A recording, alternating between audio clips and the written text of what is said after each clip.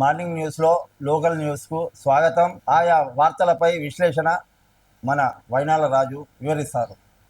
అధ్యక్ష, నిన్న ఏదైతే మంతని నియోజకవర్గ వ్యాప్తంగా పలు అభివృద్ధి కార్యక్రమాలు, సంక్షేమాలు, పరామర్శలు, ఓర్పులు, ఓదార్పులు ఏ విధంగానైతే ఈ మంతని నియోజకవర్గాన్ని అన్ని విధాల అభివృద్ధి చేస్తామని చెప్పడం జరిగిందో దానికి అనుగుణంగా బాటలు నిన్న ఐటీ శాసనసభ వ్యవహారాల శాఖ మంత్రులు శ్రీధర్ బాబు గారు, పెద్దపల్లి ఎంపీ గడ్డం వంశీకృష్ణ గారు ఇరువురు కలిసి మంతని నియోజకవర్గ వ్యాప్తంగా పర్యటనలు చేసి అభివృద్ధి కార్యక్రమాల్లో బిజీ షెడ్యూల్తో చేయడం జరిగింది. అందులో భాగంగానే మంతనికి సంబంధించి ఏదైతే 12 కోట్ల 10 లక్షల రూపాయలతోటి నిర్మించినటువంటి వాటర్ ట్యాంకుకు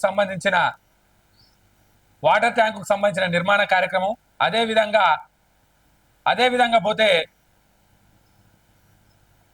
ఇవన్నీ శ్రీధర్ బాబు గారు మాట్లాడుతున్న అమృత్ 2.0 పథకంలో మంతని నియోజకవర్గంలోని 8 లక్షల లీటర్ల నీటి సామర్థ్యం గల ట్యాంకును మంతని ప్రజలకు నీటి ఎద్దడి తీర్చని కోసం దానికి సంబంధించి భూమి పూజ కార్యక్రమం చేయడం జరిగింది. దానితో పాటుగా మంతని మండల హెడ్ క్వార్టర్ వ్యాప్తంగా 25 కిలోమీటర్ల నూతన పైప్ లైన్ నిర్మాణం కూడా ప్రారంభించడం జరిగింది. దాంతో పాటుగా ఏదైతే వారు నిన్న మాట్లాడుతూ అభివృద్ధి సంక్షేమంతో మంతని ప్రాంతాన్ని ఆదర్శవంతంగా తీర్చిదిద్దుదామని చెప్పడం జరిగింది. అదేవిధంగా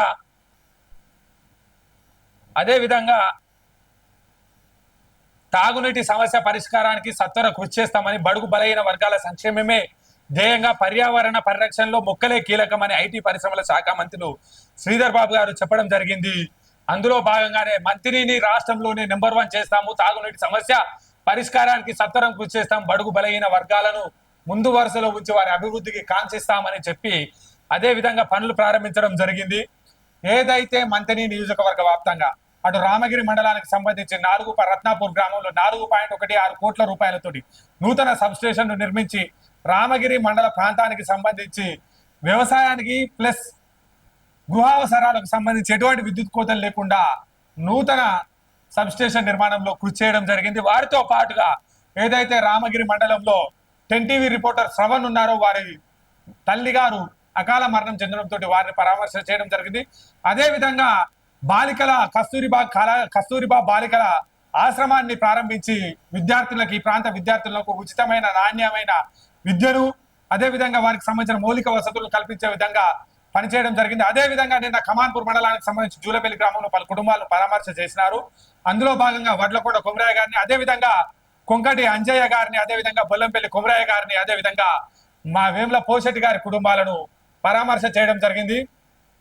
వారితో పాటుగా కమాన్పూర్ మండలానికి సంబంధించిన కారోబర్లకు సంబంధించిన మల్టీపర్పస్ యూటిలైజ్ గా పనిచేస్తున్నటువంటి కారోబర్లకు సంబంధించిన సమస్యలపై వినతి పత్రాన్ని కూడా వారు ఇవ్వడం జరిగింది. అదేవిధంగా ఏదైతే సింగరేణి వ్యాప్తంగా ఏదైతే వెహికల్స్ కు డ్రైవర్ సంబంధం ఉన్నారో, ఏదైతే సింగరేణి వ్యాప్తంగా అవుట్ సోర్సింగ్ వెహికల్స్ ఉన్నాయో వారి డ్రైవర్ల జీతాల పెంపుకు సంబంధించి సీఎం రిలీఫ్ ఫండ్ కు సంబంధించి సిఎంఎఫ్ సంబంధించి ఏదైతే వారి జీతాల్లో వ్యత్యాసాలకు సంబంధించి వారి దృష్టిని అటు సింగరేణి అవుట్ సోర్సింగ్ డ్రైవర్లు మంత్రి గారి దృష్టికి తీసుకెళ్లడం జరిగింది. వారిపై సానుకూలంగా స్పందించిన మంత్రి గారు సిఎండి గారితో ఫోన్లో చర్చించడం జరిగింది. దానికి సంబంధించిన విధి విధానాలపై మరొక మారు పునఃపరిశీలన చేయాల్సిందిగా వారిని కూడా కోరడం జరిగింది.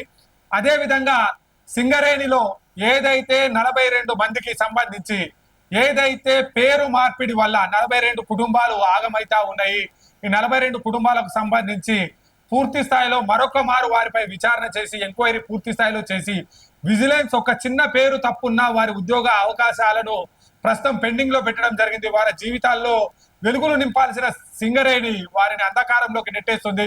దానికి సంబంధించి జంగా సతీష్ కానీ మిగతా వాళ్ళకి సంబంధించిన 42 కుటుంబాలకు సంబంధించి ఒక కోల్ బెల్ట్ ఏరియాలో 42 కుటుంబాలకు సంబంధించి విజిలెన్స్ రిపోర్ట్ లో పెండింగ్ లో ఉన్నటువంటి 42 కుటుంబాలకు సత్వర న్యాయం అందించే విధంగా ప్రజా ప్రభుత్వం ఆకాంక్ష విధంగా వారి ఉద్యోగ అవకాశాలను పునఃపరిశీలన చేయాలని కోరడం జరిగింది.